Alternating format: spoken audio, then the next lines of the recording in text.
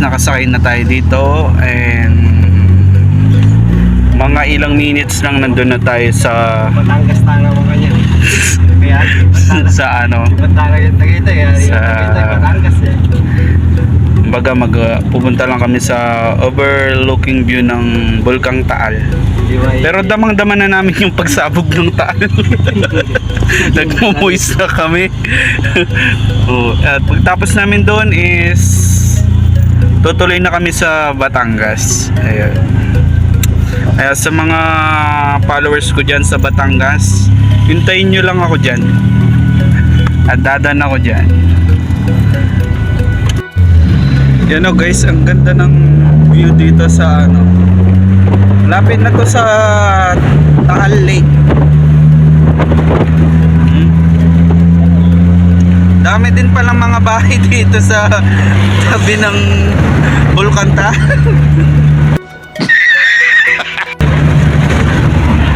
Oh guys,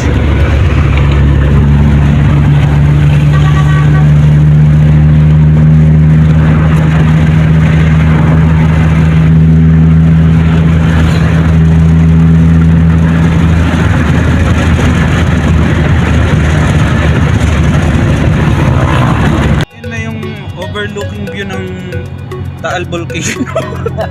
Damn!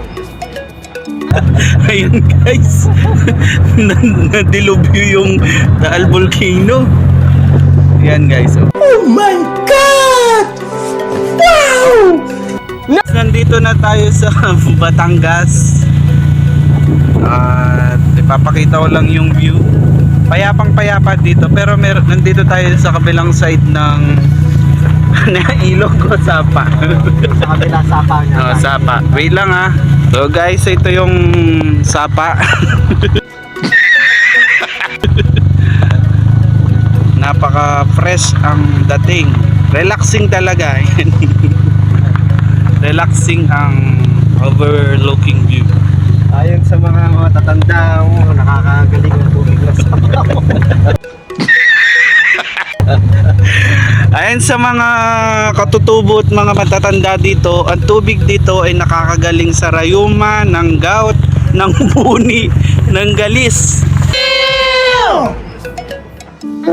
Yan. Inumin, wag panligo, inumin. Yan. Lahat po ng mga daon-daon na nakikita nyo dyan, yan po ang mga anti-punggal.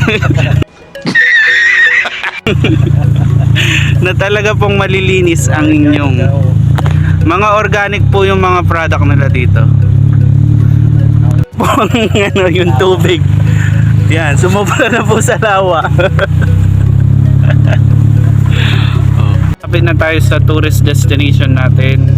As you can see, di ba? Makikita mo yung kalangitan, napakapayapa. Yan.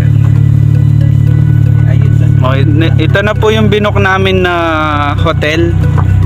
Ayan, mag-check. Nandito na kami sa entrance. Okay. Ipapark muna namin yung ano namin dito, yung limousine. So guys, bababa na kami para maglimos. Dahil lalabas na kami sa limousine. Wala yung nirentahan namin na villa. Yan, napaka-relaxing ang dating. Yan, nandito na tayo sa villa. Kalatagan, Batangas. Kalat sa Batangas.